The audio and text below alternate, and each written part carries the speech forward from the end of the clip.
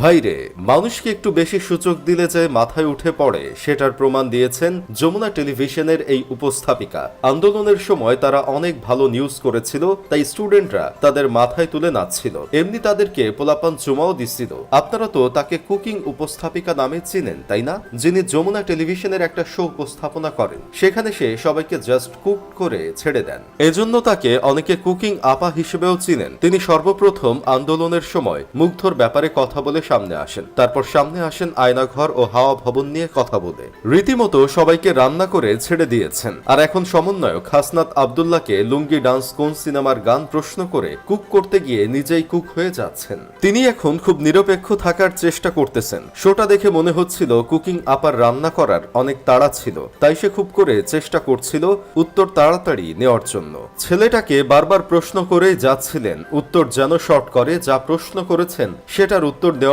জন্য তিনি উতলা হয়ে পড়েছিলেন। এসব নিয়ে হচ্ছে এখন সমালোচনা। কেউ কেউ বলতেছে বেশি বাক স্বাধীনতা পেয়ে একটু বেশি উপরে উঠে যেতে চাচ্ছেন তিনি, আবার কেউ কেউ বলতেছে উপস্থাপিকা যা করেছেন সঠিক করেছেন, কেননা নিচের বিরুদ্ধে গেলেই খারাপ হয়ে যাবে নাকি। এখন দেশ স্বাধীন বলতেছেন ঠিকই, কিন্তু স্বাধীনভাবে কথা বললেও মেনে নিতে পারতেছেন না কেন?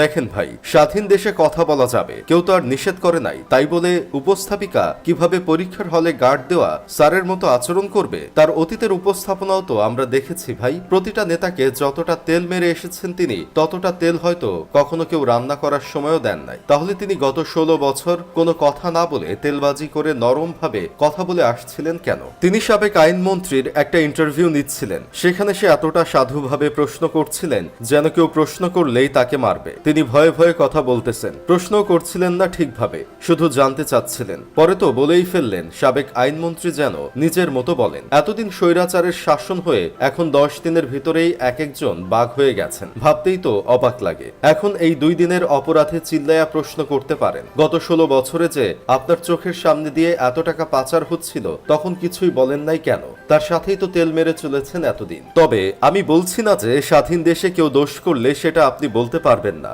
দোষ করলে অবশ্যই বলবেন। তবে এখানে একটা কথা আছে, আপনি যখন যেই স্বাধীনতা নিয়ে গলা ফাটিয়ে এভাবে আওয়াজ তুলে প্রশ্ন করতে পারতেছেন সেটা আগে পারেন নাই। মাত্র 10 দিনে ছাত্রদের আপনি ভুল ধরছেন এবং প্রকাশ্যে তা বলতে পারছেন, এতেই প্রমাণ হয় যে দেশ স্বাধীন হয়েছে। কারণ গত 16 বছর ধরে আপনাদের মুখ টোটালি বন্ধ ছিল, কাউকে একটা ফুলের টোকা দিয়েও কথা বলতে পারেননি। এখন যেহেতু বলতে পারছেন, মানে বুঝতে হবে আপনাদের এই বলার অধিকারটাই ছাত্রদের প্রাণের বিনিময়ে এসেছে। তাই এই স্বাধীনতাকে বিফলে নিবেন না। নতুন ও সুন্দর দুর্নীতিমুক্ত দেশ করতে সবাইকে সাহায্য করুন।